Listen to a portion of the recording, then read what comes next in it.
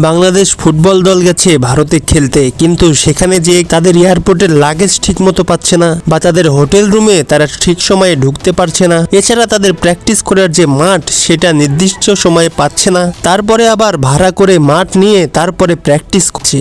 সব দোষ আমরা ভারতকে দিয়ে দিচ্ছি, কিন্তু বাংলাদেশ ফুটবল বাফুফের কি কোনো দায় নেই?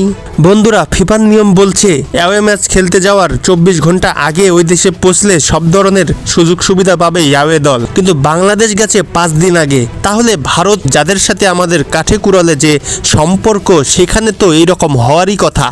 সর্বভারতীয় ফুটবল ফেডারেশন বাংলাদেশের সাথে অনিয়ম করতেছে, তাদের সাথে যে অভ্যর্থনা দেওয়ার কথা সেইটা দিচ্ছে না, ঠিক আছে, কিন্তু ফিফার নিয়ম অনুযায়ী যেটা করার দরকার তার বাইরে যদি তারা সৌহার্দ্যপূর্ণ আচরণ না দেখায়, সেটা কি তাদেরকে সবটুকুই দোষ দেওয়া যায়?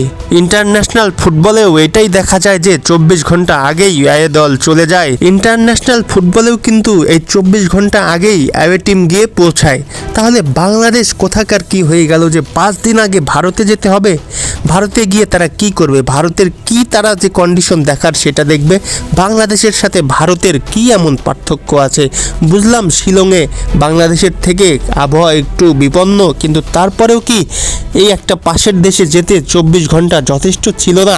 অনেকে বলতেছে তাদের সাথেও এই ব্যবহার করা হবে তারা যখন খেলতে আসবে বাংলাদেশে।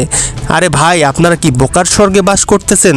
তারা যদি 24 ঘন্টা আগে আসে তাহলে তো ফিফার নিয়ম অনুযায়ী আপনাদেরকে সব ধরনের সুযোগ সুবিধা তাদেরকে দিতেই হবে। তাই একজন সাধারণ ফুটবল ফ্যান হিসেবে আমি মনে করি বাংলাদেশ ফুটবল দলের সাথে যে আচরণ করেছে সর্বভারতীয় ফুটবল ফেডারেশন, সেটা কখনোই কাম্য ছিল না। ফুটবলের ভিতরে এক ধরনের সৌহার্দ্যপূর্ণ আচরণ থাকাটাই জরুরি ছিল, কিন্তু ফিফার বেঁধে দেওয়া নিয়মের বাইরে তারা যদি আমাদেরকে সুযোগ সুবিধা না দেয়, বাফুফে কি সেটা জানতো না? বাফুফের সাথে কি তাদের সর্বভারতীয় ফুটবল ফেডারেশনের কথা হয়নি? তাহলে এমন কেন হলো? এর দায়টা কি বাফুফেকে নিতে হবে না?